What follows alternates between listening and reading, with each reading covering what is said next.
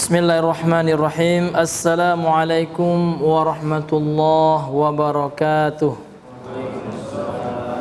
Alhamdulillahi rabbil alamin, hamdan katsiran thayyiban mubarakan fih kama yuhibbu rabbuna wa yardah.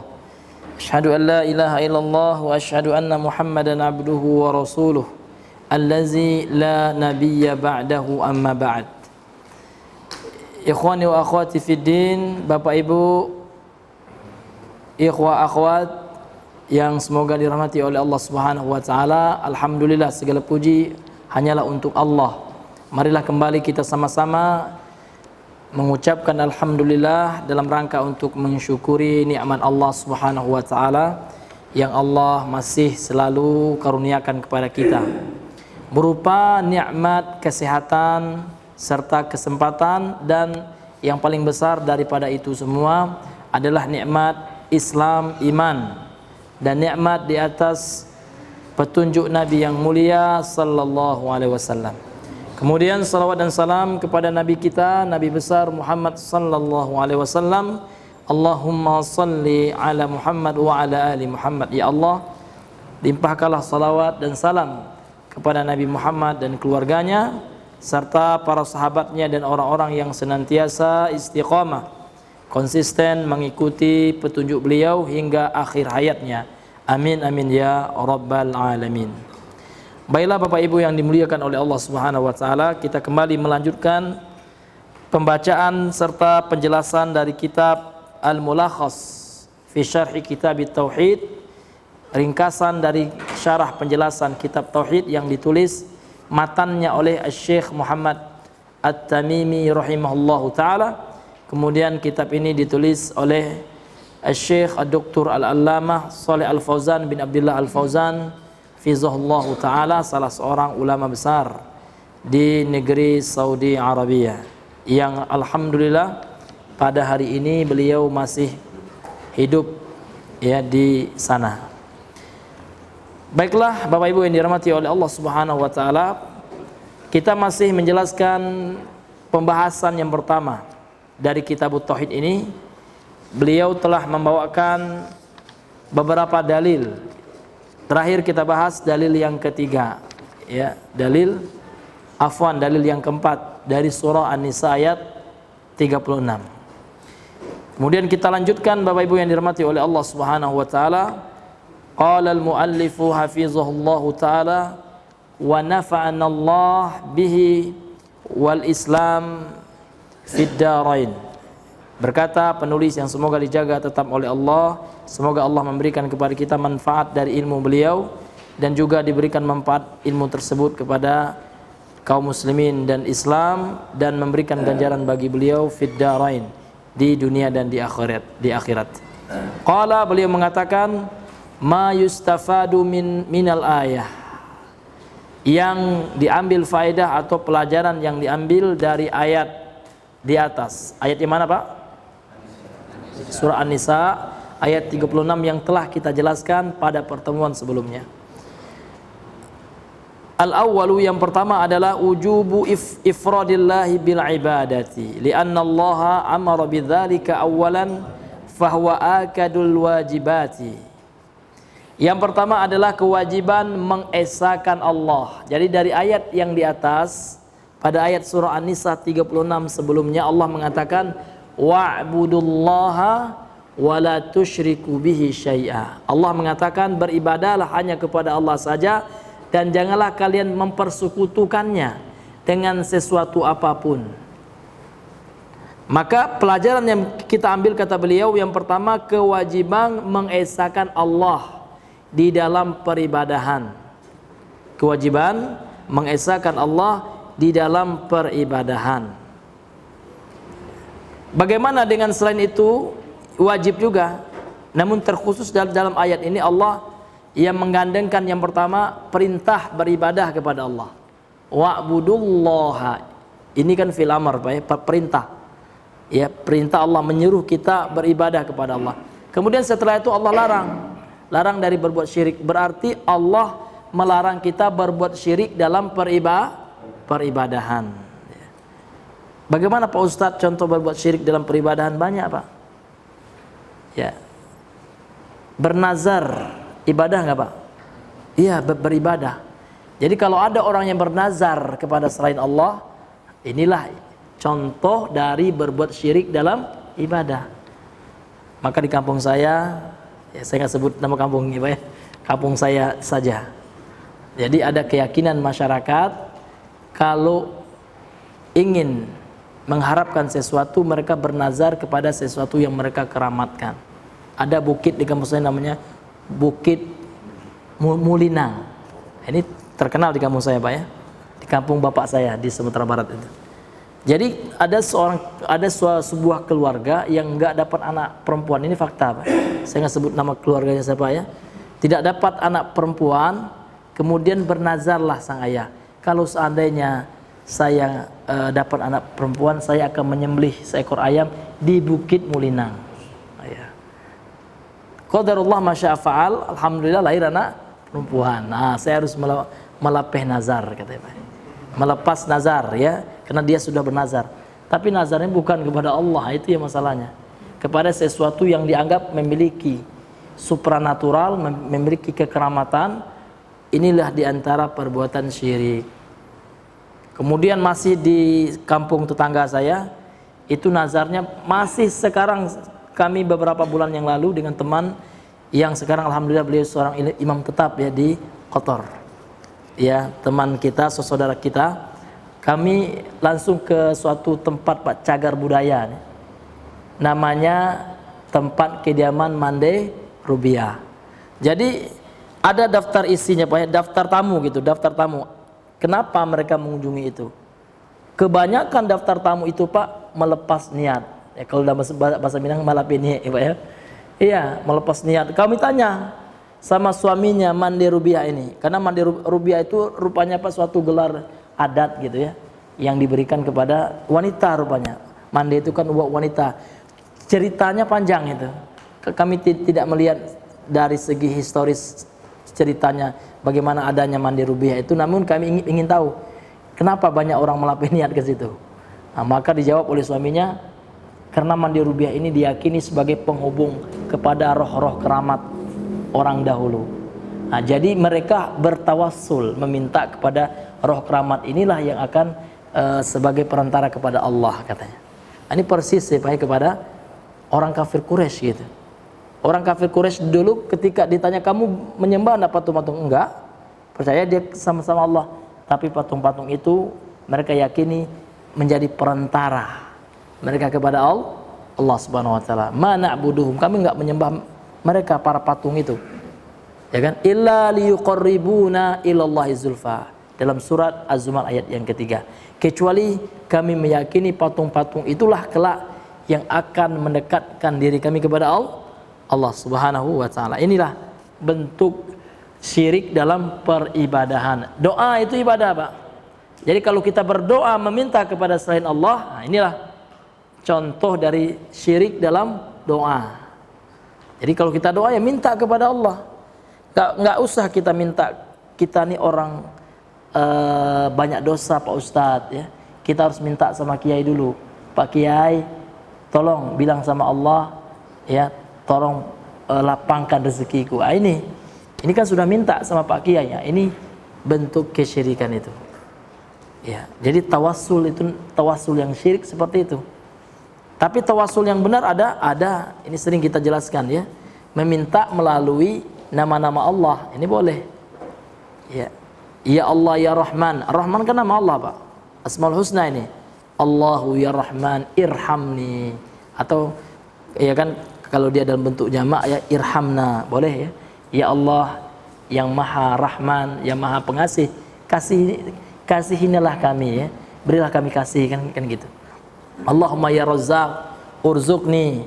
Ya Allah Zat yang Maha pemberi rezeki, berilah kepadaku rezeki. Ya, boleh Pak, berperantara dengan Asmaul Husna atau dengan sifat-sifat Allah seperti kalimatullah. Ini diajarkan oleh Nabi, ya Pak ya. Ketika kita memasuki suatu tempat, ini sering kami sampaikan, nggak apa-apa Pak. Ya, kita ulang-ulang terus masalah tauhid ini. Kalau kita masuk ke dalam suatu lembah, yang mana lembah itu dianggap angker oleh sebagian orang, Nah, jangan kita minta izin sama makhluk halus ya Pak ya, yang diyakini menguasai lembah itu, jangan Pak. Karena yang menguasai alam semesta ini Allah semata, nggak ada yang lain. Meskipun ada manusia ya, dan daerah kekuasaannya secara zahira ini masalah yang bukan masalah gaib. Tapi kalau alam gaib ya, itu semuanya penguasanya adalah Allah. Kalau alam nyata memang ada Pak ya. Kalau negara Indonesia penguasanya tentu pemerintahan Indonesia. Kalau negara tetangga Malaysia tentu penguasa, ini alam zahir ya. Tapi kalau alam gaib nggak ada Pak. Ya bukan wali kutub yang menguasainya atau wali ghaus ya. Namun penguasanya adalah Allah Subhanahu wa taala, enggak ada. Bahkan malaikat saja tidak menguasai apapun. Malaikat ada yang Allah perintahkan untuk menurunkan hujan ada, tapi mereka menurunkan hujan atas perintah Allah karena mereka adalah hamba Allah yang tidak bermaksiat kepada Allah. Allah ciptakan mereka dengan akal, dengan keimanan tanpa hawa nafsu untuk membantah dan membangkang. Ya. Ini Bapak Ibu yang dirahmati oleh Allah Subhanahu wa taala. Jadi pada ayat ini intinya Bapak Ibu, ya, ayat ini memberikan pelajaran kepada kita wajibnya mentauhidkan Allah dalam ibadah. Banyak contohnya ya. Seluruh peribadahan yang kita lakukan kalau kita berikan kepada selain Allah, itulah yang disebut dengan asyirku fil ibadah, berbuat syirik dalam ibadah. Lianna Allah amara bidzalika awalan, karena Allah telah memerintahkan dengan hal itu, maksudnya dengan mewajibkan mentauhidkan Allah dalam ibadah. Itu pertama kali yang Allah perintahkan. Fahuwa akadul wajibat, dan perintah ini dia adalah kewajiban yang paling ditekankan, yang paling ya muakkad, itu artinya yang ditekankan ya, yang paling dianjurkan ditekankan. Jadi kewajiban ya yang paling ditekankan dan bahkan kewajiban yang pertama kali yang harus kita lakukan sebagai seorang muslim dan muslimah adalah mentauhidkan Allah. Bagaimana mentauhidkan Allah, yang mengesahkan Allah? Mentauhidkan Allah berarti tidak berbuat syirik. Karena antara tauhid dan syirik adalah sesuatu yang berlawanan gitu ya, berbanding terbalik. Semakin seseorang mentauhidkan Allah, semakin dia jauh dari syirik gitu. Maka perlu kita mempelajari tauhid dan syirik gitu.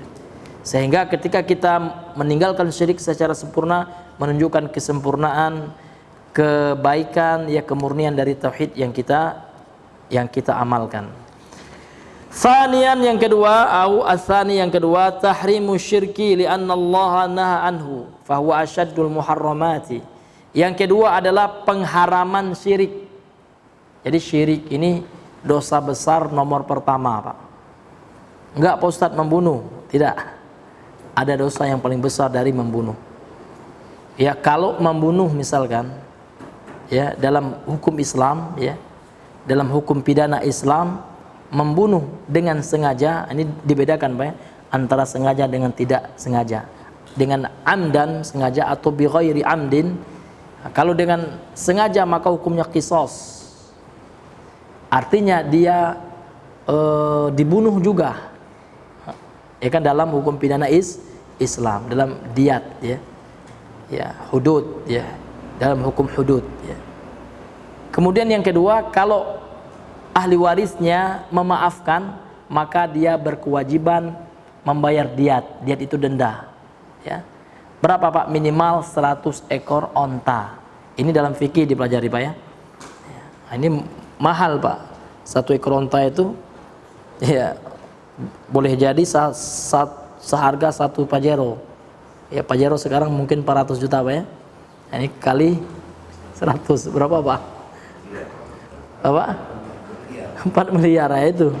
Iya, itu hukumnya dalam hukum pidana Islam. Negara kita katakan negara Islam, betul. Salat kita nggak dilarang ya. Namun mungkin belum sempurna di dalam menjalankan hukum Islam, ya kan? Negara Arab Saudi negara Islam juga, namun terkadang juga tidak sempurna. Belakangan ada konser di Arab Saudi, ya kan? Jangan kita jadikan ini untuk menghantam Saudi secara umum. Ini kebijakan pemerintah, sebagian pemerintah saja. Tapi ulamanya tegas, ketika ditanya apa hukum konser, jelas haram dan ini merusak akhlak katanya. Jelas gitu ya. Karena sebagian kaum muslimin kan senang pula, ya nampak iya saudaranya jatuh ke dalam maksiat seperti itu kan malah senang ya. Nah, ini bahaya kalau kita senang ya. Tentu kita merasa ya sedih gitu. Ya kemaksiatan. Tapi kemaksiatan yang terjadi di situ bukan di Mekah, Pak ya. Bukan pula di Madinah, bukan di Haramain ya, bukan di dua tanah suci gitu ya, tanah yang memang dijaga oleh Allah gitu. Namun terjadi di Riyadh. Riyadh itu provinsinya Arab Saudi ya, jauh ya dari Mekah gitu. Dan dimanapun itu ada maksiat. Di mana-mana itu ada maksiat, Pak. Ya. Bahkan di zaman Nabi saja ini banyak terjadi kemaksiatan. Bahkan ada sahabat Nabi yang jatuh ke dalam perzinahan, ada juga. Bahkan ada juga sahabiah. Dan namun mereka menyesal, bertaubat kepada Allah. Bahkan disebutkan dalam riwayat yang sahih, seorang sahabiah yang melakukan perzinahan, dia minta dirajam. Karena seorang wanita yang sudah menikah, namanya itu muhsan ya, yang sudah menikah, maka kalau melakukan perzinahan maka dia wajib dirajam. Dirajam itu seperti apa, Pak? Dia dimasukkan ke dalam lubang, kemudian disisakan kepalanya dan dilempari sampai mati oleh penduduk satu kampung. Sampai mati, harus sampai mati. Kalau belum mati lempar lagi gitu. Nah, jadi wanita ini minta, "Ya Rasulullah, tegakkan hukum kepadaku, aku telah berzina," gitu. Kata Rasulullah, "Wah, kamu masih hamil, nanti aja. Ya kan kalau sekarang dihukum zina, anakmu juga ikut mati, anakmu nggak salah gitu kan. Sekarang kamu pergi sampai anakmu melahirkan." Kan gitu. Setelah melahirkan dia kembali lagi pada menghadap Rasulullah. "Ya Rasulullah, kan laqad waladtu," gitu kan, aku sudah melahirkan anakku gitu. Maka Nabi mengatakan, "Susui dia. Nanti kalau kamu meninggal, nanti siapa yang akan mengurus anakmu? Siapa akan menyusunya, repot," gitu kan. Akhirnya dia diizinkan untuk membesarkan anaknya sampai menyapihnya gitu kan. Kemudian setelah dia lepas menyusun, Nabi masih memberi uzur, disuruh pulang lagi, besarkan anakmu. Nanti kalau kamu meninggal, ayahnya nggak bertanggung jawab, misalkan nggak diketahui ayahnya kan, siapa nanti akan mengurus anaknya? Sampai anaknya balik, barulah dia minta lagi ditegakkan hukum. Ini luar biasa iman sahabat ya, nggak takut mati, Pak ya. Kalau kita sekarang, kalau saya dakwah tauhid ya, nanti saya dibunuh ya, ini. Kalau sahabat tidak, itu iman luar biasa ya.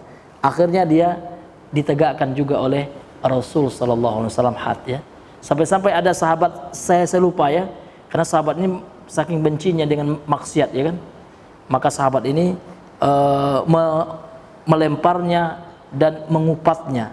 Maka Nabi menegurnya dengan sabda Nabi sallallahu alaihi wasallam, kalau seandainya wuzi'at taubatuha, kalau seandainya dibagikan pahala tobatnya wanita yang sudah meninggal kena dirajam ini, maka pahalanya ini bisa menjadi sebab seluruh penduduk Madinah ini masuk surganya Allah Subhanahu wa taala. Ya kan? Kalau seandainya dibagi-bagi pahala tobatnya wanita ini. Jadi seseorang yang sudah ditegakkan hukum had ya kan? Ini insyaallah Pak ya, ini akan menggugurkan seluruh dosa-dosa yang dia lakukan. Ya, itu sahabat, Pak ya. Dan hukum yang seperti ini harus dijalankan oleh pemerintah. Jadi nggak boleh ya Pak RT aja, "Pak RT ya saya berzina tadi, tolong dirajam saya," nggak boleh Pak. Ini dikembalikan kepada pemerintah yang memiliki kekuasaan yang menyeluruh. Ya kalau kita ibaratkan negeri kita ya presiden. Ya kalau ingin minta dia had, minta ke Pak Presiden, Pak Jokowi ya, "Tolong ya dieksekusi mati saya," gitu kan. Nah ini. Tapi kalau kelompok-kelompok tertentu nggak boleh, atau kepada ketua ormasnya, atau kepada ketua yayasannya, ketua RT-nya, atau kepala dusun ya, tidak bisa menjalankan hukum had ini. Ini hanya khusus dilakukan oleh pemerintah. Kalau pemerintah nggak melakukan, bagaimana Ustaz? Dosanya ditanggung oleh pemerintah. Karena yang namanya pemerintah Pak, ini ya, hati-hati menjadi pemimpin. Kalau kita menjadi pemimpin, kita akan ditanya tentang hukum Allah. Karena kewajiban menjalankan hukum-hukum pidana ini adalah kewajiban pemerintah, ya kan? Pemerintah yang menegakkannya baru bisa dilakukan, diikuti oleh rakyat. Kalau pemerintah nggak melakukan, bagaimana Pak Ustadz? Ya kita jangan lakukan gitu, karena kita bukan wewenangnya gitu ya. Karena ini adalah hukum yang harus ditegakkan oleh orang yang berwenang. Kalau pemerintah juga nggak melakukan, ya kita doakan. Tidak perlu kita hujat ya. Mudah-mudahan pemerintah kita ya kan dapat hidayah, dan kalau kita bisa, kita nasihati dengan empat mata. Ya, kita datangi pemerintah kita, ya kan, kita berikan nasihat. Kalau dia terima, alhamdulillah. Fa illa, ya, kalau seandainya tidak disebutkan dalam hadis sahih, ya, faqad adda ma 'alaika. Engkau sudah menunaikan kewajibanmu, gitu kan, yaitu memberikan nasihat. Kalau seandainya pemerintahnya mendengar, alhamdulillah. Kalau tidak boleh kita menghasut, memprovokasi masyarakat, ya kan. Tidak seperti itu, ya, manhaj di dalam hal itu, ya, metode Ahlussunnah di dalam hal itu. Kita bersabar dan mendoakan yang terbaik. Begitu yang dilakukan oleh para imam Ahlussunnah, di antaranya Imam Ahmad, ya kan. Imam Ahmad dipenjarakan oleh pemerintahnya, namun beliau tidak pernah memprovokasi masyarakat beliau. Beliau itu luar biasa, Pak. Ya, bukan ulama sembarangan. Beliau itu ulama karismatik dan ulama yang diikuti, bahkan diceritakan bahwasanya yang mengikuti pelajaran beliau itu, ya, sampai jutaan, gitu, ya, pengikutnya luar biasa. Mungkin satu Baghdad itu pengikutnya Imam Ahmad di masanya itu. Sedikit sekali yang berpemahaman Mu'tazilah. Namun pemahaman Mu'tazilah ini yang diadopsi oleh pemerintah waktu itu. Namun Imam Ahmad tidak pernah memprovokasi masyarakat, ya kan, untuk melakukan demonstrasi, apalagi melakukan pemberontakan. Inilah hadirin yang dimuliakan oleh Allah Subhanahu wa taala, manhaj kita di dalam hal ini. Jadi bukannya kita tidak mau mengingkari kezaliman pemerintah, namun caranya. Karena sebagian teman-teman kita kan salah sangka. Ya, dia bilang Salafi itu kok tidak perhatian dengan kaum muslimin, ya. Kenapa enggak ikut demon, gitu, ya? Kok enggak ikut 212, katanya. Nah, maka kita katakan, iya, karena kami meyakini caranya ini tidak benar, ya. Caranya tidak benar, menyingkapi pemerintah yang sah, pemerintah yang beriman. Jadi bagaimana sikap kita? Sikap kita mendoakan, serta kalau bisa kita mendatangi pemerintah dan memberikan nasihat secara empat mata. Ini dijelaskan dalam hadis, ya, cara yang seperti ini, ya. Nah,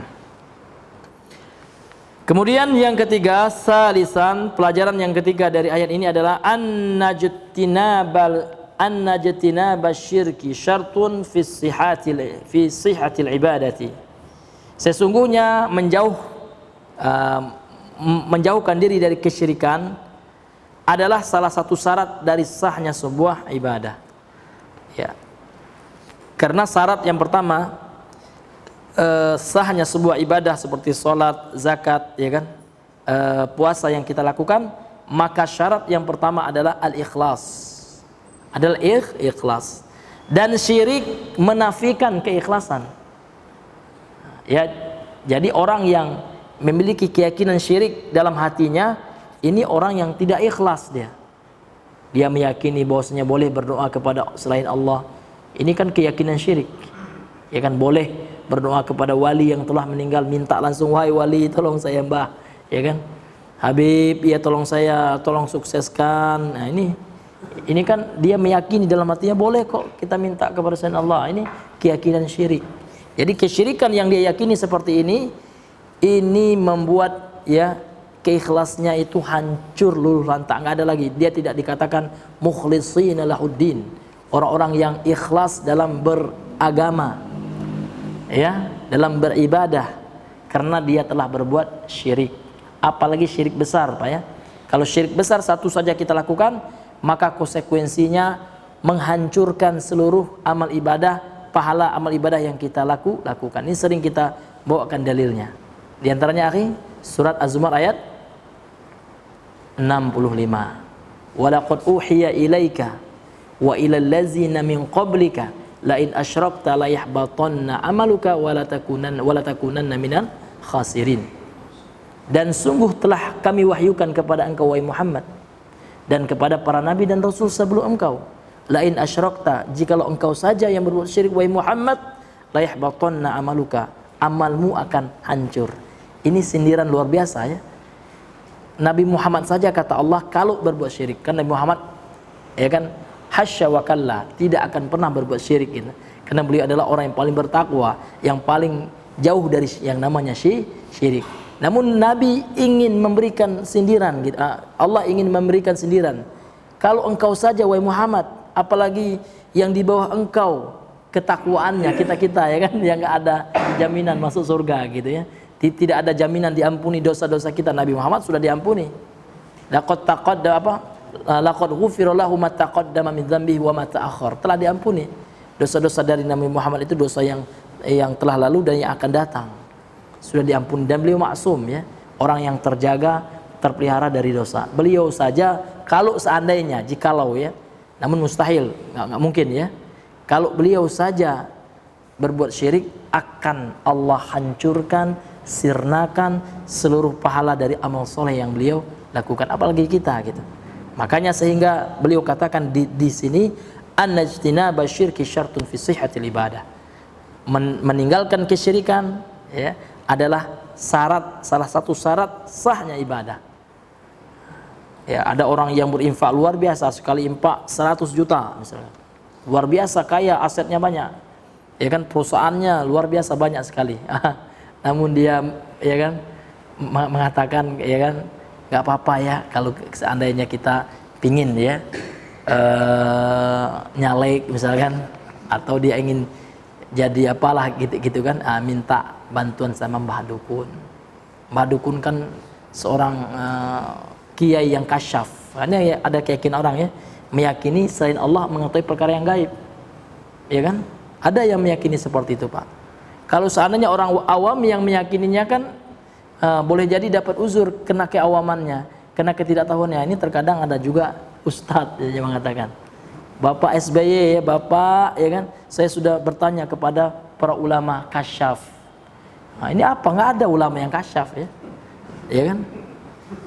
Kasyaf itu apa? Arti Pak, dia sudah dibuka pintu gaibnya. Artinya dia mengetahui perkara gaib gitu. Padahal Allah saja mengatakan la ya'lamu man fis samawati wal ardil ghaiba illallah, dalam Al-Qur'an. Tidak ada satupun yang tahu di langit dan di bumi ini perkara yang gaib kecuali Allah. Nabi saja tahu perkara yang gaib, itu bukan karena Nabi tahu sendirinya, namun itu berupa wahyu. Ya kan? Selain wahyu kepada Nabi sallallahu alaihi wasallam. Allah beritahu Nabi terhadap peristiwa yang akan terjadi, seperti akan munculnya Dajjal, ya kan? Akan keluarnya Ya'juj wal Ma'juj, ya. Ini semua adalah wahyu Allah kepada Nabi, dan wahyu nggak ada diberikan kepada selain Nabi. Nanti ngaku pula jadi nabi baru ya. Nabi palsu ya. Ngaku dapat wangsit, dapat wahyu. Ini ada ya yang meyakini seperti itu. Saya sudah bertanya kepada ulama ahli kasyaf. Ini dukun, ini ulama ahli kasyaf. Karena yang ngaku-ngaku tahu perkara gaib itu siapa, Pak? Dukun, tukang ramal, paranormal ya. Karena paranormal sekarang, Pak, bergaya seperti kiai terkadang. Ya. Bahkan isi hati orang tahu dia. Ya. Tahu dia isi hati orang, hebat kali ya. Nabi aja nggak tahu gitu kan.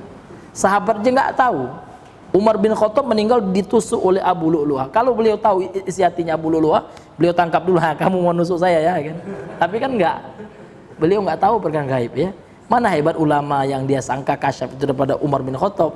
Umar bin Khattab telah dipastikan oleh Nabi ya dalam hadis sahih, ya kan, telah ditakyin ya, divonis wa Umaru Abu Bakar fil jannah wa Umaru fil jannah. Hadis sahih. Ya. Umar itu di surga. Umar saja sudah dijamin masuk surga berdasarkan hadis sahih ya, sudah divonis seperti itu. Beliau nggak tahu tentang perkara gaib, tentang hati-hati orang. Nah, sekarang ada pengajian juga mengatakan ya gurunya bisa tahu ya, sehingga sholat kita harus ngadap ke wajah guru dulu ya, karena supaya kita khusyuk. Allahul musta'an ya. Mana hebat nabinya daripada guru, mana hebat Rasulullah. Rasulullah tidak suruh sahabatnya melukis, bahkan Rasulullah mengancam keras orang yang melukis gitu. Gak boleh dilukis, enggak ya. Ada pula sebagian pengajian itu kalau kita mau sholat harus dihadapkan kepada foto tuan guru, ya kan, menghadapkan tuan guru supaya khusyuk ya. Ini ya hadirin yang merusak agama. Kalau pelaku zina, Pak, ini cuman merusak akhlak. Tapi kalau pelaku bid'ah, pelaku kesyirikan, ini yang dirusaknya lebih bahaya, Pak. Fina agama yang rusak ini. Agama kita yang dirusaknya. Ya kan? Na'udzubillahi min zalik. Ya. Li'anna Allah qarana al-amra bil ibadati bin nahyi anisyirki. Karena Allah menggandengkan perintah beribadah dan menggandengkan juga larangan dari kesyirikan. Ya, berdasarkan ayat di atas ya. Wa'budullaha Ini perintah beribadah, wala tusyriku bi syai'in. Ini adalah larangan berbuat syirik. Jadi Allah gandengkan ya antara perintah untuk beribadah kepadanya dan larangan dari berbuat syirik. Artinya apa? Berarti meninggalkan syirik itu adalah syarat sahnya ibadah yang dilakukan oleh seseorang. Sehingganya ya tauhid itu rukun Islam yang pertama dan rukun iman yang pertama. Al-imanu billah itu rukun iman itu ada 6 ya. Ya kan? Dan berdasarkan hadis Jibril juga. Ya kan dalam hadis Arba'in Nawawiyah yang kedua. Ya kan? Ya Muhammad akhbirni anil iman ya. Jibril bertanya kepada Nabi, wahai Muhammad, kabarkan kepadaku tentang iman. Dan Nabi mengatakan, ya kan, antu'mina billah ya. Yang pertama adalah beriman kepada Allah. Bagaimana beriman kepada Allah? Di antara bentuk beriman kepada Allah adalah beriman akan keesaan Allah. Yang pertama tentu al-imanu biwujudillah, beriman kepada akan keberadaan Allah, akan adanya Allah. Ini kan intinya, itu yang pertama ya. Namun kalau cukup beriman akan adanya Allah, iblis sudah beriman dengan ini, Pak. Bahkan iblis sering kita sampaikan, dia yakin Allah yang menciptakannya. Ya kan, sehingga menjadi alasannya enggak sujud kepada Adam. Dia merasa Allah sudah menciptakannya dengan bahan yang lebih mantap dari bahan penciptaan Adam. Khalaqtani min nar, katanya. Engkau telah ciptakan aku dari api ya Allah. Wa khalaqtahu min tin, dan engkau telah ciptakan dia Nabi Adam dari tanah. Iblis sombong, merasa api lebih baik daripada tanah. Congkak. Sebenarnya dia itu nggak mau itu aja, ngeles iblis ya, beralasan ya. Dari ayat ini kita ambil pelajaran, iblis meyakini Allah itu ada.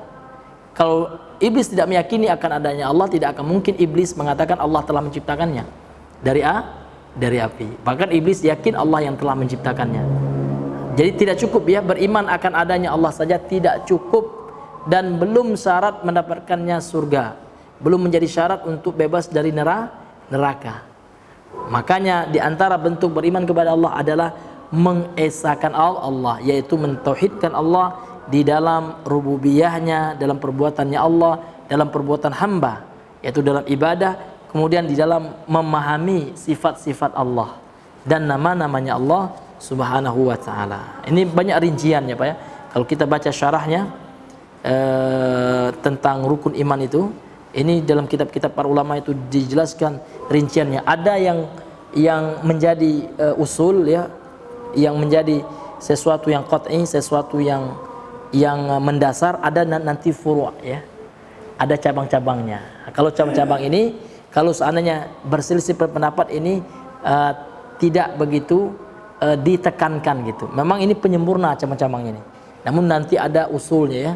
Dasar-dasar bagaimana seseorang itu dikatakan dia sudah mengamalkan rukun iman yang pertama. Apa yang dasar-dasar inti-inti yang harus dia beriman, sehingga berimannya kepada Allah, al-imanu billah, imannya kepada Allah adalah sesuatu yang sudah diterima, sudah benar keislamannya dengan itu. Nanti akan dibahas furu'nya. Ini dibahas Pak ya dalam kitab-kitab akidah. Di antara yang bagus dalam pembahasan ini adalah syarah akidah al-wasithiyah ya, yang beliau di situ membahas syarah lengkap tentang rukun iman yang 6 itu. Terkadang kalau kita sekolah SD ya Pak ya kan cuman rukun iman ada 6 perkara gitu aja Pak ya. Tapi rincian-rincian kan belum. Itulah butuh kita belajar, mempelajari rincian-rinciannya tersebut.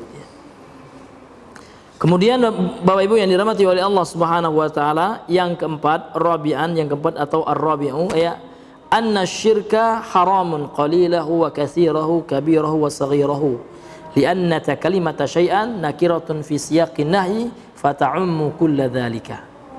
Yang keempat adalah sesungguhnya syirik itu haram. Jadi hukumnya haram. Dan dia adalah dosa yang paling besar. Haramnya ini, tingkat keharamannya adalah kalau tidak bertobat pelakunya dari syirik, maka haram baginya surga. Na'udzubillahi min dzalik. Luar biasa Pak ya. Ya luar biasa syirik ini. Ini bukan perkara enteng. Ini perkara yang paling serius. Maka ya hendaknya seorang itu selalu berdakwah kepada tauhid. Boleh ya dia membahas akhlak, bagus ya. Namun jangan lupakan pembahasan tauhid, karena dia adalah pembahasan inti dari agama ini. Rukun Islam yang pertama, rukun iman yang pertama. Dua rukun yang harus ada pada diri seseorang sehingga dia dikatakan muslim, dia dikatakan mukmin. Nah, ini adalah tauhid ini. Tidak bisa dipisahkan dengan tauhid. Maka dakwah kepada tauhid adalah dakwahnya para nabi dan rasul. Ya, sering kami sampaikan ini Pak ya, bagaimana setiap rasul Allah utus, dakwah mereka yang pertama dan yang paling utama dan selalu ada adalah tauhid, tidak pernah lepas dengan tauhid.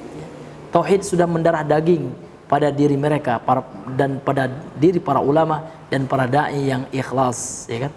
Sudah mendarah daging Pak, sehingga diharapkan nanti kalau kita meninggal kita bisa mengucapkan kalimat tauhid, sehingga kita sudah menjadikan tauhid itu sesuatu yang kita cintai. Yang paling kita cintai dunia ini apa Pak? Tauhid, ya, mengesahkan Allah, sehingga tauhid itu harga mati. Dan syirik sesuatu yang paling kita benci, ya, yang paling sangat kita benci itu tauhid. Ya, syirik, ya. Kita harus senantiasa membenci syirik, ya, dan berlepas diri dari kesyirikan dan pelakunya, dan senantiasa menjelaskan syirik kepada masyarakat.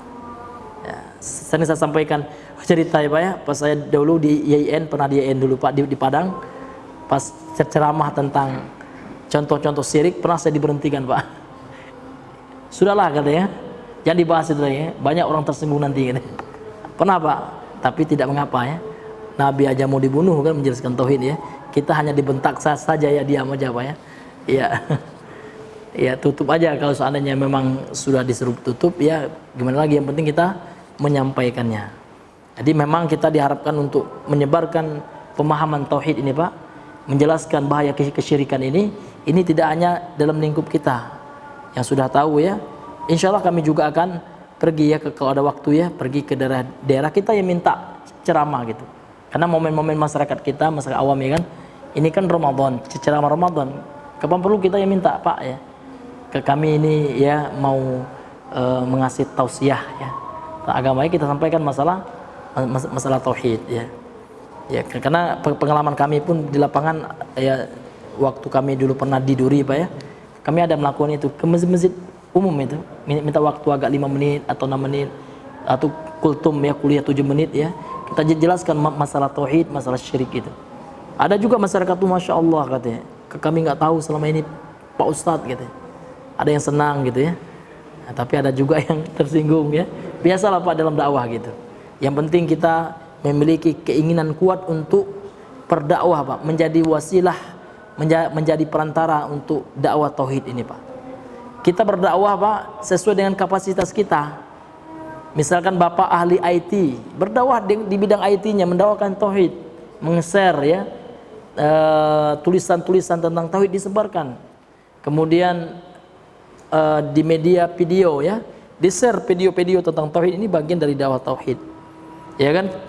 Kemudian yang enggak punya skill dalam hal itu tapi punya dana ya, nah, dia membantu itu, ya kan, membantu orang yang bergerak di dalam mendakwakan tauhid, ya kan, media sosial yang mendakwakan tauhid, atau media yang mendatangkan ustadz yang akan ke daerah-daerah terpencil. Sekarang saya senang itu Pak dakwahnya Ustadz Firdaus di Markis ya, di Markis Lebat Kain. Jadi ada ustadz namanya Ustadz Firdaus ya, temannya namanya Ustadz Yusuf Abu Ja'far ya. Mereka ada program Pak di Lipat Kain itu di daerah Riau, dekat Bangkinang gitu ya. Jadi mereka itu ada program dakwah ke Kepri ya. Masuk beliau itu ke ini Pak ya, dengan tim dakwahnya itu ke negeri-negeri daerah yang harus pakai perahu ke situ Pak. Jadi media darat nggak ada, media air gitu ya. Jadi kalau mau ke desa itu Pak, kita naik perahu dahulu ya. Nah, itu saya sarankan bantu itu Pak ya. Bisa dilihat di channelnya itu Pak. Saya sendiri sudah pergi ya, pada ziarah ke markasnya Ustadz Firdaus itu. Ya, beliau Masya Allah, beliau punya apa namanya itu Pak, punya media pendidikan tadribul duat ya kan, persiapan dai dengan sistem mulazamah gitu ya. Tidak klasikal belajarnya cuman dalam halaqah di masjid ya, seperti di beberapa negara di Timur Tengah, dan santrinya di situ gratis Pak, dan tidak pandang usia. Ada juga teman saya dulu Pak, dia sudah berkeluarga gitu ya, dia ingin mendalami ilmu agama, pergi dia pindah ke situ. Nah, dia bisa bawa istrinya belajar di situ ya. Nanti ada halaqah yang majelis khusus orang tua. Ini betul-betul dia buat di kampungnya itu Pak, sistem pembelajaran ilmu agama yang bebas ya.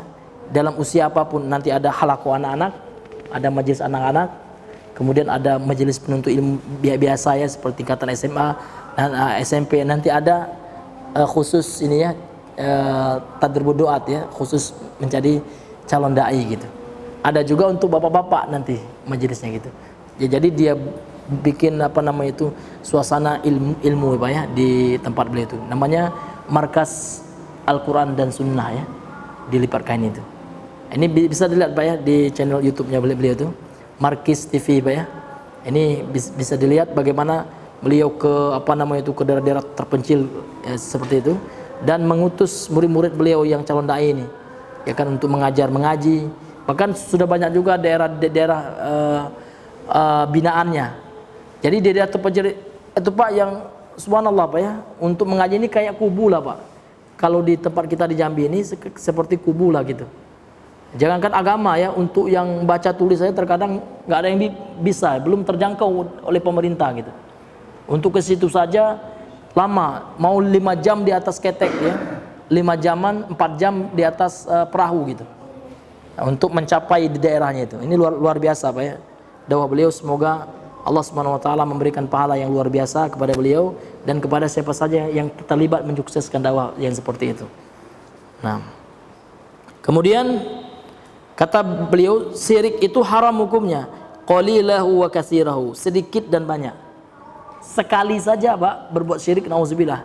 Ya kan, ini bisa, kalau dia syirik besar ya, bisa menghancurkan seluruh amal ibadah. Kalau dia syirik kecil, ya kan, ini menghancurkan, merusak amalan yang terkena syirik itu saja, itu bedanya. Jadi syirik itu kecil besarnya sama haram. Kabirahu wa saghirahu, ya kecil besarnya, sedikit banyaknya semuanya haram. Lianna kalimata syai'ana, ketika Allah Subhanahu wa taala berfirman dalam surah An-Nisa 36 ini, Allah mengatakan wala tusyriku bi syai'an. Kata syai'an ini dalam ilmu bahasa Arab namanya isim nakirah. Isim nakirah ya kan, fi siyaqin nahyi, dalam konteks pelarangan, dalam bentuk kata larangan, kena ada di sini lam ya, harfun nafi ya, yaitu huruf lam nahiyah, yang artinya janganlah gitu ya. Kalau ada kata nakirah yang ada tanwinnya gitu ya, ciri-cirinya isim nakirah itu syai'an ya, dia berada dalam bentuk kata yang melarang gitu ya, maka ini memberikan makna umum. Maka beliau mengatakan di sini fata'ummu kulladzalika, maka ya haramnya larangan ini meliputi seluruh jenis bentuk kesyirikan. Ya kan? Jadi kan hukum asal larangan baik itu dalam Al-Qur'an dan Sunnah, hukum asal kalau ada larangan la ya kan, janganlah, tidaklah ya kan, ini memberikan makna pengharaman. Sampai ada nanti dalil khusus yang memalingkan dari hukum asalnya ini. Namun hukum asalnya adalah haram.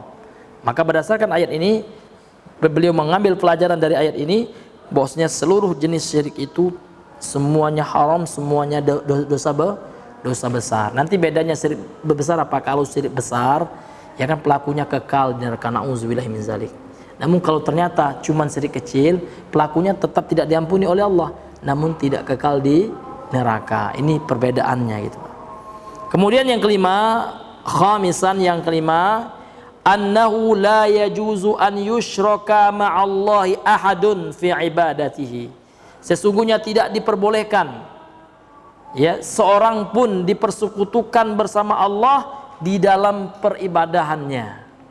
Ya. Jadi tidak boleh Allah dipersekutukan, Allah disyirikkan dengan seorang pun gitu. La malakun, tidak boleh meskipun seorang malaikat, wala nabiyun, meskipun seorang nabi, nggak boleh dijadikan tandingan bagi Allah, dijadikan sekutu bagi Allah. Nah, boleh kita minta sama Nabi, Pak Ustadz kan Nabi manusia mulia, maka kita katakan meskipun Nabi tidak boleh disetarakan dengan Allah, tidak boleh disekutukan dengan Allah. Sehingga ada orang minta sama Nabi, nggak boleh Pak, minta di kuburan Nabi, ya Rasulullah ishfini, ya kan? Wahai Rasulullah sembuhkan saya, ana marid, ya, saya sakit, ya nggak boleh Pak, minta sembuh sama Allah gitu. Nah, ini Pak, meskipun Nabi nggak boleh kita meminta ya kepada Nabi, minta kepada Allah, kecuali Nabi mendoakan, minta didoakan boleh gitu Pak. Beda meminta langsung dengan minta didoakan. Ya Rasulullah, udullah li, wahai Rasulullah, tolong doakan kepada Allah kebaikan untukku. Ini kalau Rasul masih hidup. Sahabat minta doa kepada orang soleh, boleh. Ini sunnah. Misalkan ada seorang kiai, masya Allah soleh ya, kiai tolong doakan saya kiai, sudah 15 tahun menikah belum dapat kunjungan momongan, belum dapat anak gitu, boleh doakan, bukan minta sama kiai tolong beri saya anak ya, boleh, tapi kiai tolong doakan kepada Allah buat saya. Artinya kiai tetap berdoa kepada Allah, namun dia berperantara dengan kiai, bukan dia minta sama kiai gitu. Nah, ini boleh dengan catatan kiainya betul-betul soleh dan kiainya masih hidup. Ini dibedakan oleh para ulama ya. Tapi kalau kiainya sudah meninggal, ini nggak boleh Pak ya.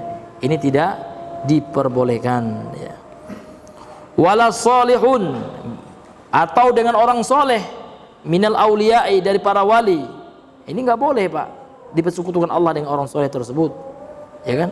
Orang-orang Kristen mempersekutukan Allah dengan Nabi. Ya kan? Nabi Isa disetarakan dengan Allah. Bahkan dikatakan Nabi Isa ibnullah, titisan Allah. Ya. Ini luar biasa Pak ya, kesesatan mereka, sehingga Allah mengatakan mereka kafir. Kewajib Pak, gak sunnah, gak mubah hukum mengatakan orang Kristen kafir, Allah yang nyuruh. Allah mengatakan laqad kafara alladziina qalu innallaha salisu salasah, sungguh telah kafir, Allah mengatakan mereka kafir. Jadi gak boleh ya kan, tidak mengkafirkan orang kafir. Kita harus mengkafirkan orang yang gak dibolehkan itu mengkafirkan orang yang bukan kafir ya. Orang Islam dikafirkan, ini yang gak boleh, tanpa dasar ya, tanpa argumen ya, tanpa dalil gitu. Wala sonamun, demikian juga berhala. Ini sama ya. Bedanya berhala, kalau berhala itu ridho dia disembah, tapi kalau para nabi nggak ridho mereka orang yang bertakwa, yang salah nanti yang nyembah, yang salah yang nyembah. Makanya segala sesuatu yang disembah wa huwa radin, dan dia ridho untuk disembah, itulah makna dari Taghut. Taghut itu adalah segala sesuatu yang disembah selain Allah dan dia ridho gitu. Ya, makanya para nabi yang disembah, Nabi Isa yang disembah orang Kristen, ini enggak bisa kita katakan taghut ya. Karena taghut itu definisinya adalah sesuatu yang disembah selain Allah dan dia ridho, dia senang disembah gitu. Ya, bagus gitu. Kalau para nabi enggak. Para nabi semuanya mengingkari perbuatan syirik ya. Li'anna kalimata syai'an, karena kata syai'an dalam ayat surah An-Nisa ayat 36 tadi adalah ammatun, umum sifatnya. Jadi seluruh sesuatu yang dipersekutukan bagi Allah tidak diperbolehkan, baik itu malaikat, para nabi, para rasul ya kan, kemudian para solihin, orang soleh, atau para aulia, para wali. Nah, ini tidak dibolehkan dipersekutukan dengan Allah Subhanahu wa taala. Tempatkan mereka pada tempatnya. Makanya Rasul itu Abdullah, hamba Allah. Apa maksudnya hamba Allah? Tidak boleh disembah gitu. Wa rasuluhu, dan rasulnya. Apa arti Rasulullah? Beliau utusan Allah, tidak boleh didustakan. Beliau utusan Allah. Ya kan? Ya, Allah telah mengutus beliau membawa risalah Islam, risalah tauhid untuk disebarkan bagi umatnya dan umat yang terakhir. Ya, inilah Bapak Ibu yang dirahmati oleh Allah Subhanahu wa taala, karena sudah masuk waktu Isya. Ya, insyaallah kita lanjutkan nanti sedikit ya setelah salat Isya insyaallah taala. Subhanakallahumma bihamdika asyhadu an la ilaha illa anta astaghfiruka wa atubu ilaih. Assalamualaikum warahmatullahi wabarakatuh.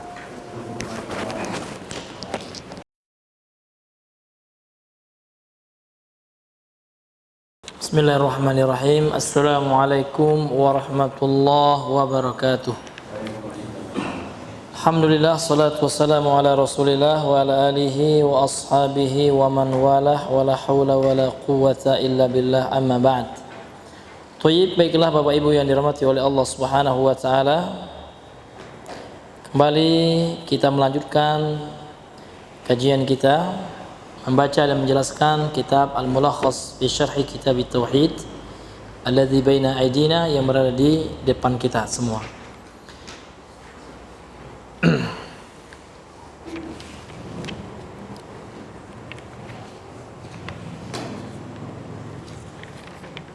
Kemudian kita masuk kepada dalil yang selanjutnya, yaitu dalil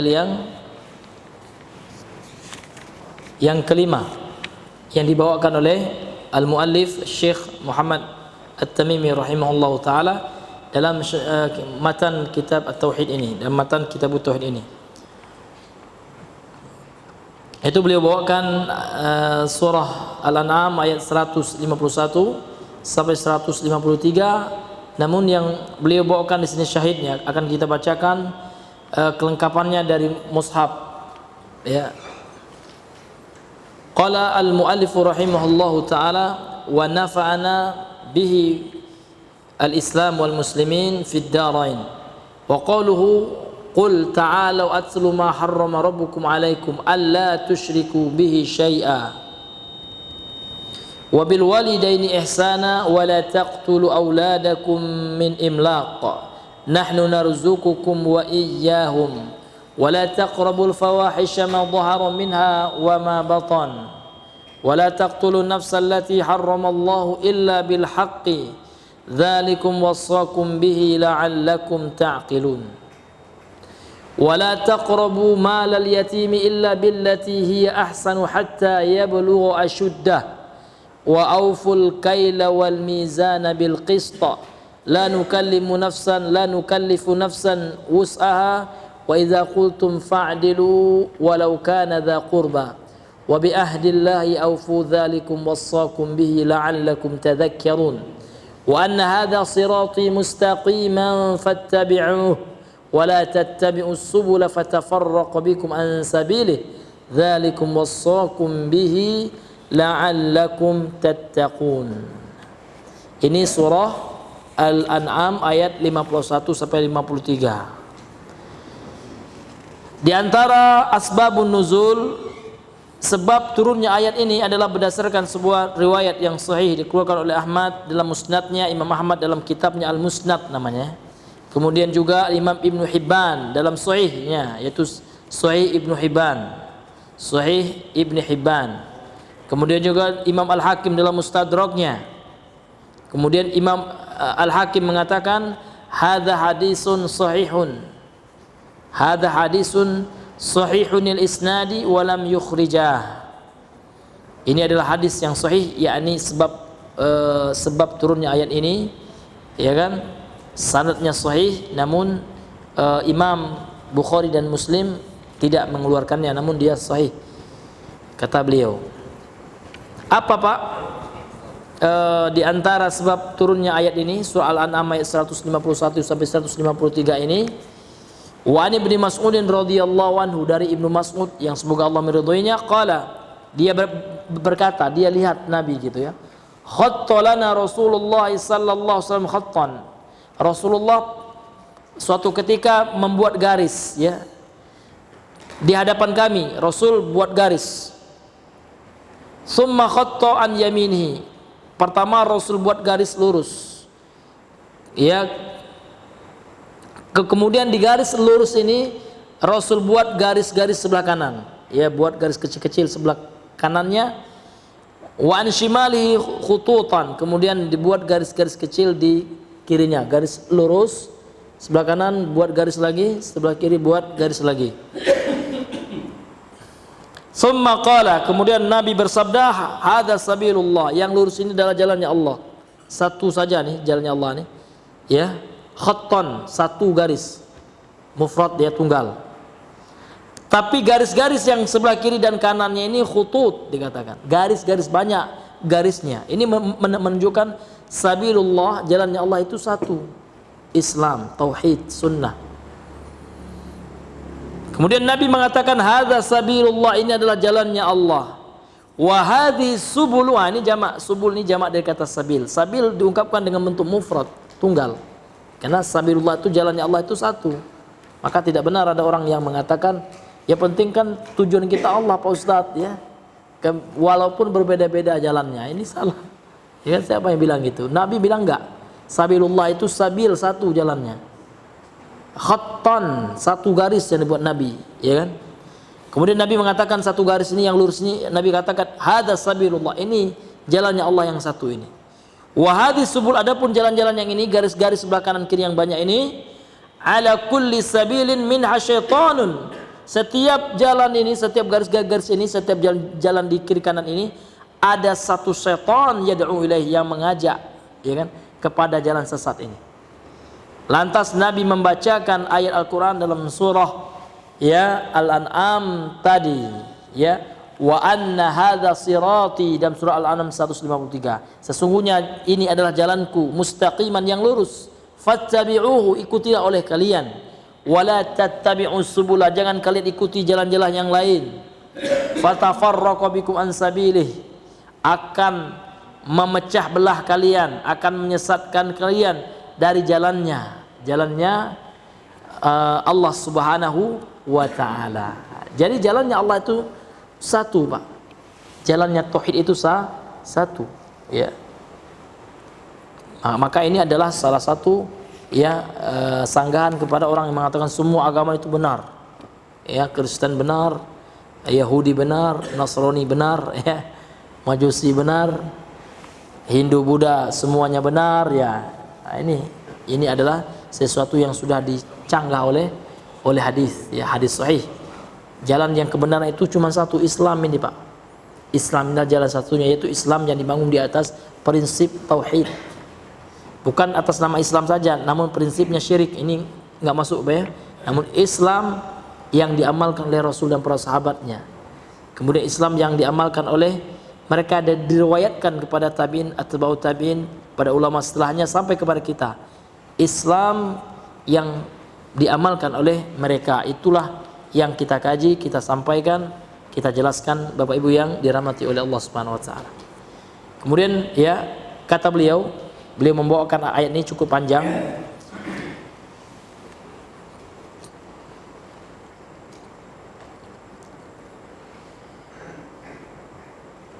Qul, katakanlah wahai Muhammad, ta'alau, marilah, ya. Atslu ma harrama rabbukum alaikum, aku bacakan apa yang telah Rabb kalian haramkan atas kalian. Apa itu? Alla tusyriku bihi syai'a, janganlah kalian berbuat syirik. Artinya syirik itu haram dengan Allah sesuatu, jangan kalian mempersekutukan Allah dengan sesuatu apapun. Wabil walidaini ihsana, kemudian hendaknya kalian berbuat baik, artinya berbuat durhaka haram. Wala taqtulu auladakum, janganlah kalian membunuh anak-anak kalian min imlaq, min faqrin. Imlaq bermakna fakar, yaitu karena takut miskin. Ya. Jadi orang-orang jahiliyah dahulu seperti itu. Mereka terkadang membunuh anak mereka karena takut nggak bisa ngasih makan. Jadi kalau seandainya ada orang sekarang membatasi usianya, kenapa KB, Pak? Wah, nanti susah, Pak. Saya ngasih makan, ngasih ibu aja susah ini istri saya. Apalagi udah punya anak istri ini. Nah, ini menunjukkan akidahnya yang butuh dibenarkan lagi, Pak. Keliru itu. Ya kan? Selagi kita mau berusaha, kalau pemale ya lah, Pak, ya. Kalau pemalas ya. Ada juga teman yang seperti itu ya, saudara lah gitu ya. Dia pengen jadi orang kaya katanya. Tapi kalau bahasa Minangnya lalunya tinggi tagak gitu ya. Dia bangun jam 10 bergadang malam dia. Ya kan? Kerja nggak mau, malas, pengen kaya, kan nggak? Itu bagaikan pondok merindukan bulan. Setiap sesuatu sudah ada caranya, ikhtiarnya, kan gitu. Kita yang penting menempuh usaha, berikhtiar, barulah kita yakini, ya kan? Kita serahkan kepada Allah Subhanahu wa taala. Ya. Jangan kau bunuh anak kalian karena takut miskin. Nahnu narzukukum wa iyyahum, kamilah yang memberi kalian rezeki dan mereka dan anak-anak kalian tersebut. Wala taqrabul fawahisha ma dhahara minha wa ma batan, janganlah kalian mendekati ya dosa-dosa keji, baik yang tampak darinya maupun yang tersembunyi. Wala taqtulun nafsal lati haramallahu illa bil haqq, janganlah kalian membunuh jiwa yang telah Allah haramkan kecuali karena alasan kebenaran. Dzalikum wassakum bihi, inilah wasiat yang aku wasiatkan kalian dengannya, kata Allah. La'allakum ta'qilun, mudah-mudahan kalian memikirkannya. Kemudian dalam ayat yang selanjutnya Al-An'am 152 Allah mengatakan wala taqrabu malal yatim, jangan kalian mendekati, artinya memakan ya harta anak yatim. Kalau seandainya kalian mengurus harta anak yatim, jangan kalian makan gitu. Jangan kalian habiskan, karena harta itu akan menjadi bekal baginya kelak ketika dia dewasa dan untuk biaya-biaya kehidupannya, untuk pendidikannya, makan minumnya. Kalau untuk makan minum anak yatim kita gunakan hartanya nggak apa-apa, Pak. Namun untuk keuntungan pribadi jangan, ini dosa besar ya. Wala taqrabu malal yatim, ini juga peringatan bagi orang-orang yang mengurus panti-panti asuhan gitu. Luar biasa, Pak, tanggung jawab itu panti asuhan kan sudah diamanai oleh umat ya. buka panti asuhan, baik itu dengan ormas tertentu ya kan, panti asuhan Muhammadiyah lah apa namanya ya kan, itu kan masuk itu orang sedekah untuk anak yatim. Ya, maka tidak boleh cari kekayaan dengan itu. Ya kan, karena itu adalah uangnya anak yatim. Ya. Termasuk juga anak yatim yang punya harta warisan. Ya, terkadang orang tua meninggal, ayahnya kaya nih, Pak.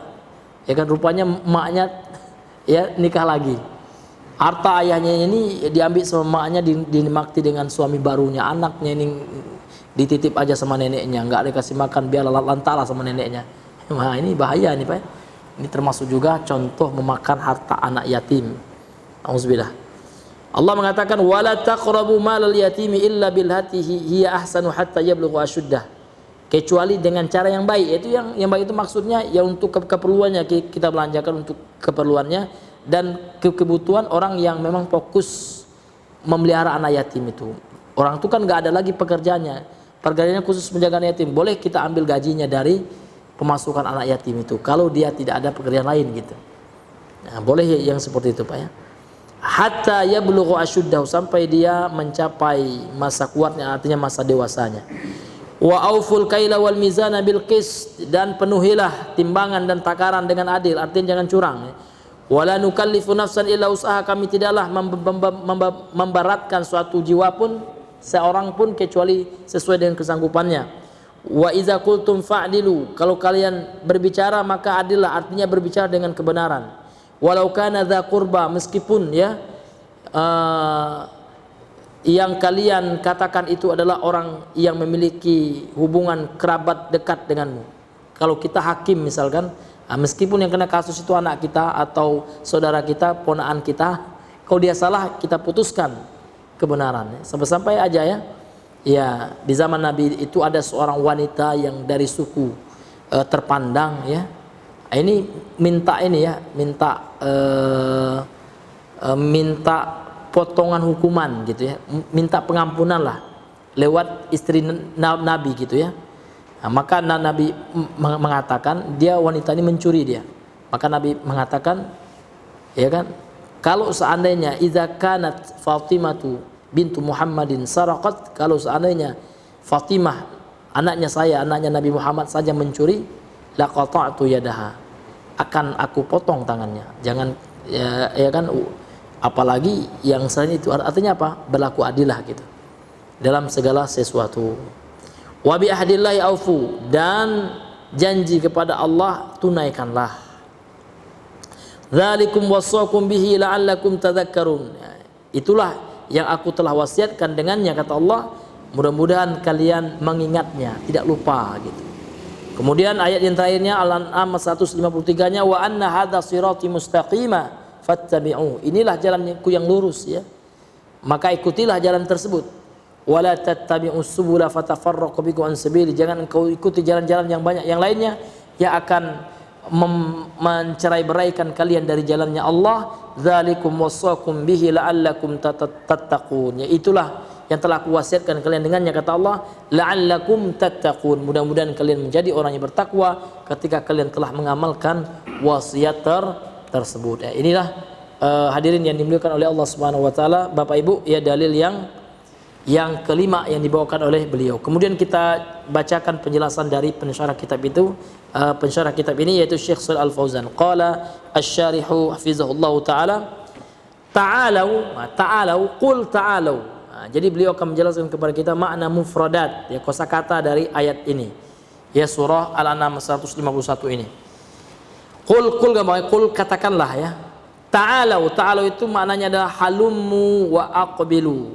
Ya, halummu ini isim, ya dalam tinjauan bahasa Arab dia isim, namun bermakna fi'il amr ya. Istilahnya adalah ismul fi'il ya, atau asmaul af'al ya. Yang maknanya adalah mari, kalau bahasa Indonesianya mari ya. Dia adalah kalimat dalam bentuk ajakan ini. Kalimatud doa namanya. Kalimat dalam bentuk ajakan. Halummu ya. Wa aqbilu, dan penuhilah. Jadi ta'alau itu artinya marilah, penuhilah. Jadi Allah mengatakan kepada Nabi Muhammad, qul, katakanlah wahai Muhammad, katakan kepada mereka umatmu, ta'alau, marilah. Ya kan? terimalah atslu ma harrama rabbukum, aku akan bacakan apa yang telah Rabbku ya haramkan atas kalian gitu. Kemudian atslu ya di sini ya ini bermakna uqassisu alaikum wa ukhbirukum. Atslu itu kan bab dari kata tala yatslu tilawah, artinya baca. Namun maksud di sini bukan hanya sekedar Nabi membacakan ayat Al-Quran, namun Nabi juga diperintahkan untuk menceritakan gitu ya, lebih kepada penjelasan juga ya, Nabi bacakan ayat Al-Quran sebagai dalilnya, kemudian Nabi jelaskan dan Nabi kabarkan ya, uqassisu alaikum wa ukhbirukum. Harrama ma harrama, jadi harrama ini artinya telah mengharamkan. Jadi haram itu apa maksudnya? Ini akan beliau jelaskan dari sisi ilmu usul fikih ya. Al-haramu, haram secara bahasa artinya adalah al-mamnu'u minhu, sesuatu yang dilarang darinya. Mamnu' itu artinya dilarang ya. Minhu darinya, artinya dilarang dilakukan. Kemudian secara istilah ulama usul fikih beliau membawakan di sini definisinya, haram itu haram itu dia adalah ma yu'aqabu fa'iluhu ya. Apa saja yang pelakunya disiksa dengannya, wa yusabu tarikuhu, dan yang meninggalkannya akan diberikan pahala. Namun ini definisinya masih umum Pak ya, butuh penjelasan lebih ya, sehingga masuk di situ nanti manhaj Ahlussunnah bagaimana di dalam memahaminya ya. Dan hal yang semata juga, hal yang serupa ini juga telah dijelaskan oleh ulama ahli usul fikih, diantaranya adalah ya kan Syekh Muhammad Al-Juwaini yang dikenal dengan istilah Imam Al-Haramain ya, gurunya Imam Al-Ghazali ya. Jadi beliau punya buku namanya Al-Waraqat, dan kitab Al-Waraqat ini banyak ulama yang menjelaskannya, mensyarahnya kembali, diantaranya Syekh Ibnu Utsaimin ada. Kemudian yang menjadi referensi kami adalah seorang ulama murid Syekh Mukbil ya, yaitu Syekh Abu Abdullah Kamal Muhammad bin Ali ya Al-Qaid Al-Ba'dani.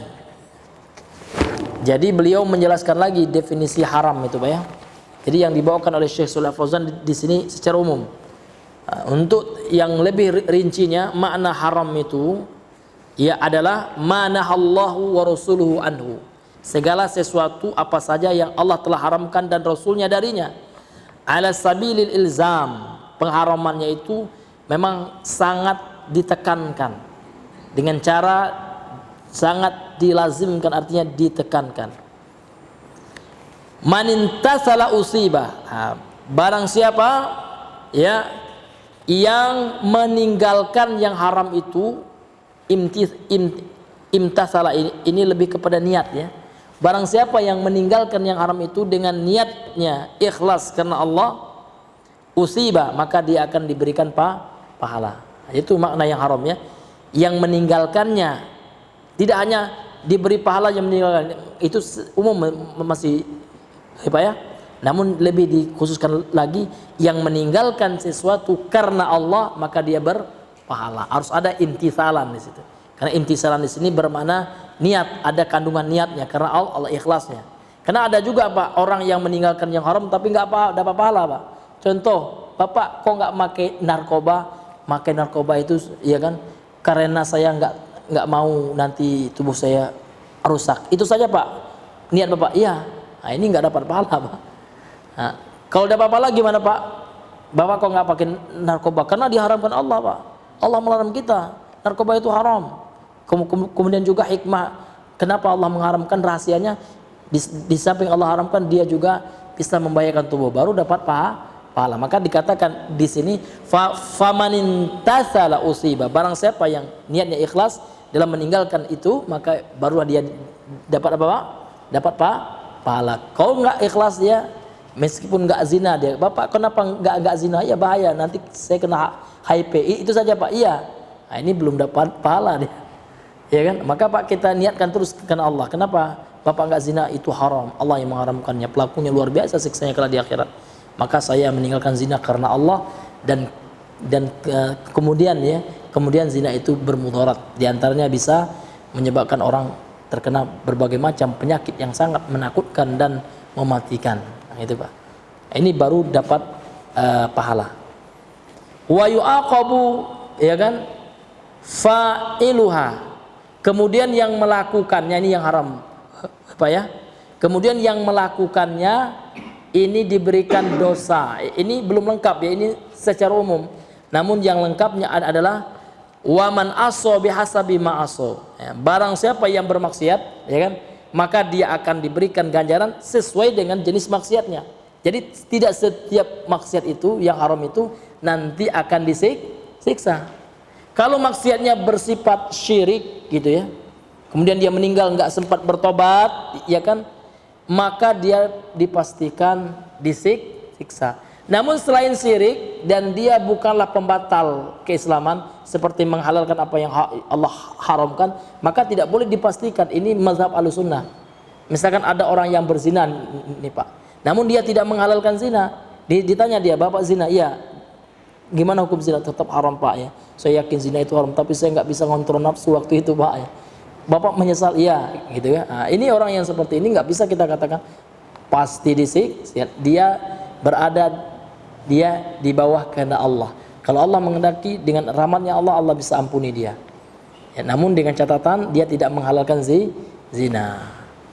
Atau kalau Allah mengendaki, Allah azab dia sesuai dengan kadar zinanya. Intinya dia tidak dipastikan kena azab. Orang yang seperti itu. Makanya kata beliau di sini, wa man aso fa bihasabi ma aso. Barang siapa yang bermaksiat, maka tergantung dengan jenis maksiat yang dia lakukan ya. Karena orang-orang yang di luar Ahlussunnah wal Jamaah seperti orang Khawarij ya, dia memastikan ya kan, orang pelaku maksiat pasti disiksa. Ya kan?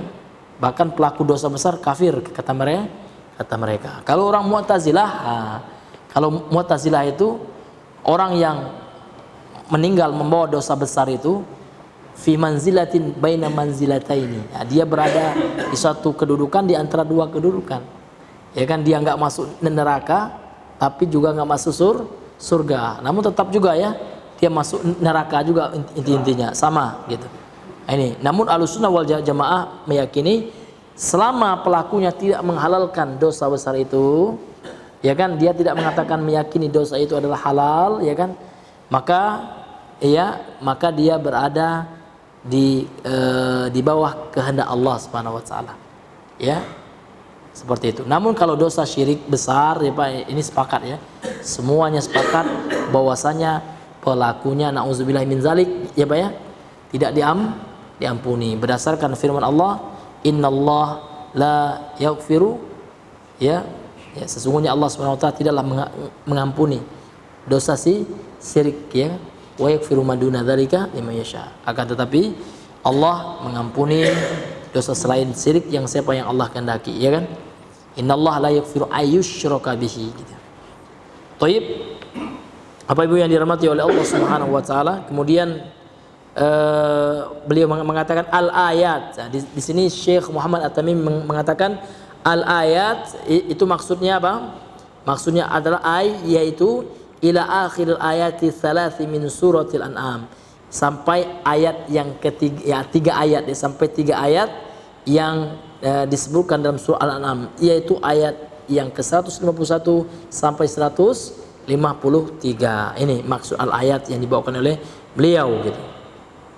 Min qaulihi, mulai dari firman-Nya Allah Subhanahu wa taala, qul ta'alau ila qaulihi, sampai firman-Nya Allah Subhanahu wa taala fil khitamil ayati tsalisati, sampai akhir ayat yang ketiga, yaitu zalikum wassaqum bihi la'allakum tattaqun, yaitu surah Al-An'am ayat 153.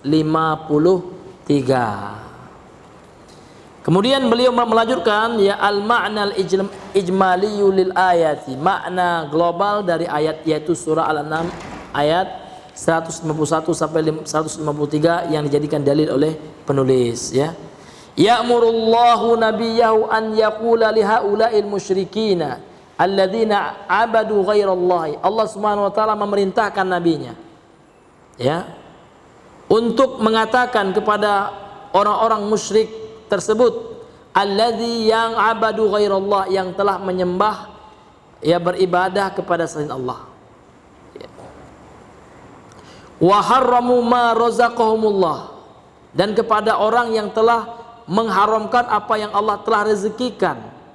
Wa qatalu auladahum taqarruban lil asnami, dan kepada orang-orang yang telah membunuh anak-anak mereka sebagai bentuk takarrub, mendekatkan diri kepada patung-patung yang mereka sembah selain Allah.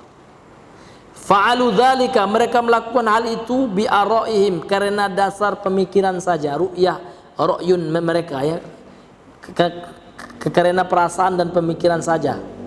Wa taswiri syaitani lahum, dan karena ya bisikan-bisikan syaitan, ya kan, godaan-godaan syaitan kepada mereka.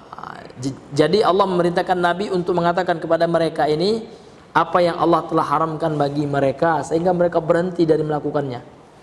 Halummu aqussu alaikum ma harrama khaliqukum wa malikukum tahriman haqqan la takharrusan wa dhannan. Mari ke sini gitu kan. Ya, aku akan menceritakan kepada kalian apa saja yang telah diharamkan oleh pencipta kalian dan oleh raja kalian Allah Subhanahu wa taala, tahriman haqqan, sesuatu yang haram, yang pasti haramnya. Ya, haramnya adalah haramnya hakiki. La tarakhusan wala dhannan, ya, bukan sesuatu yang bohong dan bukan sesuatu yang bersifat sangkaan saja. Jadi apa yang Nabi sampaikan kepada mereka, yang apa yang Allah telah haramkan kepada mereka adalah sesuatu yang haramnya benar-benar betul 100% haram gitu. Ya, bukan sesuatu yang sifatnya hayalan, bukan sesuatu yang hanya sangkaan, bukan. Namun dia adalah sesuatu yang benar-benar, yang hakul yakin, benar-benar yang diharamkan oleh Allah Subhanahu wa taala. Bal biwahyin minhu wa amrin min indihi wa dzalika fima wassakum bihi fi hadzal wasayal ashri allati hiya. Ini ya ada 10 ya wasiatnya yang akan dijelaskan oleh beliau. Kemudian bahkan ya kan, akan tetapi apa yang telah Rabb kalian, apa yang telah pencipta kalian haramkan, ini diharamkan melalui wahyu darinya. Wa amrin, dan melalui perintah min indihi, dari sisinya, yakni dari Allah Subhanahu wa taala. Wa dzalika fi mawasakum, dan itulah ya kan di dalam apa-apa yang dia Allah telah mewasiatkan kalian dengannya. Ini ya yang akan Nabi ceritakan, sampaikan kepada mereka, sesuatu yang apa yang telah haramkan bagi mereka ini merupakan wasiat juga ya. Wasiat yang Allah Subhanahu wa taala berikan ya. Ini tidak hanya kepada mereka, ini seluruh umatnya Nabi Muhammad ya. Karena memang dalam kaidah tafsir itu Pak, ya kan, yang menjadi pelajaran dari Al-Quran itu bukan sebab khususnya untuk siapanya. Memang kan Al-Quran ini kan turun pertama kali kan menjawab segala sesuatu yang terjadi di zaman Nabi. Sebabnya sahabat. Nah, jadi al-ibratu, pelajaran dalam Al-Quran itu adalah li umumil lafzi, keumumannya gitu. Ya, jadi syariat Nabi Muhammad itu syariatnya umum ya, untuk seluruh umatnya sampai hari kiamat gitu. La bi khususi sabab, bukan karena sebab khusus turunnya. Nah, itu Pak ya. Karena ada juga di antara orang itu dia berdalil dengan asbabun nuzul. Ya, ayat itu apa asbabun nuzulnya? Hadis itu asbabul wurudnya apa katanya? Kan untuk sahabat itu. Padahal kan syariat Nabi ini bukan hanya untuk sahabat ya. Isbal itu kan yang dilarang Nabi kan sahabat, kan bukan kita. Ada orang gitu ya. Kita pula yang disalahkan. Antum ini makanya bacaan antum, pelajari asbabul nuzulnya. Kalau Al-Quran kan asbabul nuzul istilahnya, kalau hadis asbabul urutnya pelajari. Maka kita katakan kaidah yang sudah disepakati oleh para ulama, yang menjadi ibarah ya, yang menjadi ibrah ya, yang menjadi pelajaran dalam Al-Quran itu bukan sebab khususnya Pak, namun keumuman lafaznya, ya kan? Karena ya kan syariat Islam itu tidak hanya untuk khusus para sahabat. Syariat Islam ini adalah untuk seluruh umat Nabi Muhammad sampai hari kiamat. Karena manusia yang ada sekarang itu adalah umatnya Nabi, Pak. Umat itu ada dua ya, ada namanya ummatul ijabah, umat yang sudah menerima dakwah Nabi. Ada ummatud dakwah, umat yang menjadi sasaran dakwahnya Nabi. Jadi orang non muslim itu umat Nabi ya, tapi yang umat dakwah ya. Umat yang menjadi sasaran dakwahnya Rasulullah. Rasulullah kan belum meninggal. Nah, jadi para ulama lah pewaris yang akan memegang estafet dakwahnya para nabi dan para duat ilallah gitu Pak. Ya Toib ya sudah sekarang sudah hampir jam 8:30 ya. Mungkin dengan waktu kita cukupkan sampai dulu. Insyaallah ya akan kita jelaskan ya 10 wasiat yang terdapat dalam surah Al-An'am ayat 151 sampai 153 ini pada pertemuan yang akan datang. Ya semua yang benar itu datang dari Allah Subhanahu wa taala, yang benar dari Allah, yang keliru lupa khilaf dari kami pribadi, kemudian dari waswas syaitan yang terkutuk. Sebelum kita tutup, mungkin ada di antara Bapak Ibu yang ingin bertanya, maka untuk itu kami persilahkan, tafadhalu. Ada Pak? Ya, fadhal Pak. Assalamualaikum. Waalaikumsalam warahmatullahi wabarakatuh. Iya Pak. Kami ingin bertanya tentang psikolog. Iya. Itu kan sering kadang-kadang ada orang mendatangi psikolog untuk menanyakan. Misalnya seperti anak-anak ya, menanyakan anak ini kan di SD itu kan sering didatangi psikolog itu diminta untuk nilai anaknya, misalnya perlu dibina apanya. Anak ini cocoknya di bidang apa? Itu termasuk sirik atau gimana? Iya. Kalau psikolog ya ini tidak berkaitan dengan perkara gaib itu ya. Kalau psikolog itu memang dia ilmunya itu berdasarkan eksperimen ya, penelitian dan percobaan gitu. Jadi dia mengamati jiwa anak itu ya kan melalui penelitian. Kalau anaknya seperti ini misalkan, maka dalam ilmu psikologi ya anak itu kejiwaannya seperti ini gitu. Kalau anak remaja biasanya ya kan melalui eksperimen. Teori itu muncul setelah adanya eksperimen gitu ya. Kalau anak remaja misalnya usia ini usia segini sampai segini ya, biasanya kejiwaannya seperti ini ya kan. Pendekatannya seperti ini ya, selama tidak melanggar syariat ya kan. Maka ilmu nafs namanya ya, dalam bahasa Arab itu. Ini para ulama banyak juga yang menguasainya ya. Iya, maka ini tidak mengapa Pak ya. Ini tidak masuk ke dalam ranah syirik gitu. Karena dia betul murni eksperimen percobaan gitu ya. Selama tidak bertentangan dengan syariat gitu. Ya.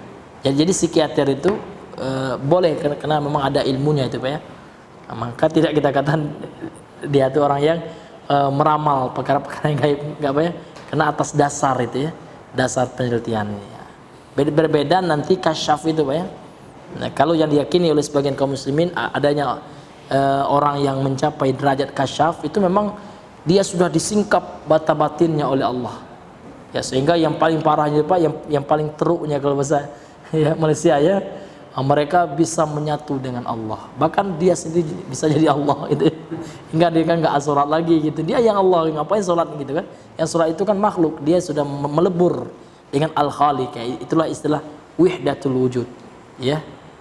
Iya, bersatunya yang wujud. Manusia kan wujud. Ya kan ada sifat wujud apa ya? Allah kan wujud juga. Wujud gitu, ada sifat wujud. Jadi melebur Pak, bersatu yang wujud ini. Antara wujud manusia bersatu dengan sifat Allah ya. Jadilah manusia setengah dewa atau apalah istilahnya. Nah, ini parah Pak ya, keyakinan Hindu seperti itu sebenarnya Pak ya. Wihdatul wujud ya. Iya. Sehingganya sujud muridnya karena dia sudah ini ya, sudah level ilahiyah ini orang. Perkataannya luar biasa gitu.